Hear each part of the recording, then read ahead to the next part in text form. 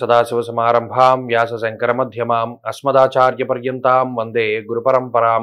జ్యోతిష్ శాస్త్రాన్ని భావితరాల వారికి ప్రసాదించిన ఋషుల యొక్క పాదపద్మాలకి నమస్కారం చేసుకుంటూ, అలాగే నాకు జ్యోతిష విద్యను నేర్పిన గురువర్యులు జ్యోతిష బ్రహ్మ కీర్తిశేషులు శ్రీ ఏరంకి సూర్యనారాయణమూర్తి గారు, సూర్యశ్రీ దైవజ్ఞ గారి యొక్క పాదపద్మాలకి నమస్కారం చేసుకుంటూ, ఓం శ్రీ మహాగణాధిపతి నమః, శ్రీ గురుభ్యో నమః, హరి ఓం.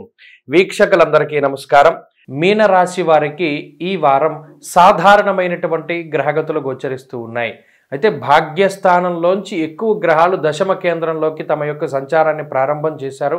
ఇందులో దశమంలో ఉండేటువంటి రవిగ్రహం అనుకూలంగా ఉన్నారు, గురుబలం ఉన్నది. ఇప్పుడు ప్రస్తుతానికి శుక్రుని యొక్క బలం తగ్గిపోయినది, అయితే చంద్రబలం ఉన్నది. వెరసి 3 గ్రహాల తాలూకు శుభ ఫలితాలు ఉన్నాయి. అయితే జన్మరాహు యొక్క స్థితి అహంకారానికి కారణమవుతుంది. ఈ విషయాన్ని చాలా దృష్టిలో పెట్టుకోవాలి. అహంకారము, నేనే ఏదైనా చేయగలను, నేను తలుచుకుంటే ఏదైనా జరుగుతుంది, నేను నేను నేను అనేటువంటి అహంకారాన్ని పెంచి పోషించేటువంటి గ్రహం రాహు. ఆ అహంకారాన్ని, అతి విశ్వాసాన్ని మీనరాశి వారు ఎప్పటికప్పుడు తగ్గించుకుంటూ ఉండాలి. మీ యొక్క స్థాయి మనదేమి కాదు, అంతా ఇతరులదే, అంతా ఇతరులదే, అంతా దైవానిదే అనేటువంటి ఆలోచనతోటి ముందుకు వెళితే మంచి విజయాన్ని సాధించగలుగుతారు. అహం తగ్గాలి, అది ప్రధానమైనటువంటి సూచన. ఈ వారంలో అది ప్రత్యేకించి గుర్తుపెట్టుకోండి. ఎందుకంటే రాహుకి కేంద్రగతులైనటువంటి రవి కుజ బుధులు ఉన్నప్పుడు ఈ స్థితి ఎక్కువగా ఉంటుంది. అలాగే గురుబలం ఉండడం సౌఖ్యానికి కారణం. అటు ఆర్థిక లాభానికి, లేదా ఖర్చు పెట్టేటువంటి ధనం మానసిక ప్రశాంతతతోటి, అమ్మయ్య మనం ఈ శుభ కార్యక్రమానికి ఖర్చు పెట్టాం, ఈ తీర్థయాత్రకి ఖర్చు పెట్టాం, లేదా పలానా ధార్మిక కార్యక్రమానికి ఖర్చు పెట్టాం అనేటువంటి ఒక మానసిక ప్రశాంతత మాత్రం ఉంటుంది.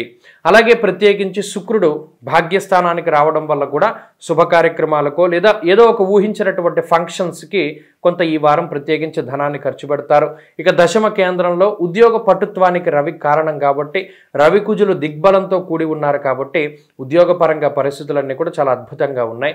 మంచి ఉద్యోగ అవకాశాలు ఉన్నాయి. ఉద్యోగంలో ఏమైనా చిన్న చిన్న సమస్యలు అవి ఉన్నా కూడా అవి తగ్గుముఖం పట్టడానికి ఈ గ్రహస్థితి చాలా ఉపయుక్తంగా ఉంటుంది. మొత్తం మీద ఈ వారం కొంత మానసిక ప్రశాంతత, సొంత ప్రాంతాలకి చేరుకోవడము, సొంత బంధువులతోటి మాట్లాడుతూ ఉండడము, వీటితోటి ముందుకు సాగుతూ ఉంటుంది. ఉద్యోగ పరిస్థితులు సాధారణంగా ఉన్నాయి. వ్యాపార పరిస్థితులు కొంత అనుకూలించేటువంటి ధోరణిలో ఈ రాశి వారికి కనబడుతూ ఉన్నాయి. విద్యార్థులకి కాలం అనుకూలంగా ఉన్నది. పోటీ పరీక్షలలో మంచి విజయాన్ని సాధించడానికి ఈ గ్రహస్థితి ఉపయుక్తంగా ఉంటుంది. స్త్రీలకు ప్రత్యేకించి ఈ గ్రహస్థితి కొంత అహంభావం, ఇందాక చెప్పుకున్నాం కదా, రాహు యొక్క ప్రభావానికి వారు లోనవుతారు కాబట్టి మాట పట్టింపులకి అవకాశం ఉంటుంది. కాబట్టి మాట మాట్లాడేటప్పుడు కొంత తగ్గి మాట్లాడుతూ ఉండడము, ఆలోచన చేసి మాట్లాడుతూ ఉండడం చెప్పదగినటువంటి సూచన. మీనరాశి వారు ఈ వారం మరింత అనుకూలమైనటువంటి ఫలితాన్ని సాధించడానికై సుబ్రహ్మణ్యేశ్వరుని యొక్క ఆరాధన అత్యద్భుతంగా చేయాలి. సుబ్రహ్మణ్య భుజంగ స్తోత్ర పారాయణం లేదా శ్రవణం శుభ ఫలితాన్ని ఇస్తుంది. ఈ వారంలో కలిసొచ్చేటువంటి రోజు ఆదివారంగా చెప్పవచ్చును. అదృష్ట సంఖ్య 1, అదృష్ట వర్ణము ఎరుపు. స్వస్తి.